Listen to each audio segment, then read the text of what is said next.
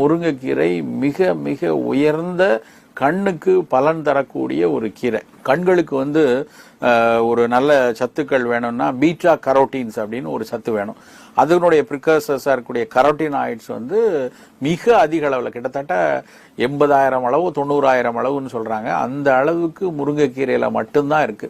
அந்த முருங்கைக்கீரை பார்த்தீங்கன்னா கொஞ்சம் சீக்கிரமே ஒரு பழுத்து ஒரு மஞ்சள் கலரில் பழுத்து போகிறதுக்கு காரணமும் அதில் இருக்கக்கூடிய கரோட்டினாய்ட் சத்துக்கள் அதிகமாக இருக்கக்கூடிய காரணத்தினால தான் அப்படின்னு சொல்லி தாவரவியலாளர்கள் சொல்லுவாங்க. அவ்வளவு சிறப்பான ஒரு கீரை முருங்கைக்கீரை.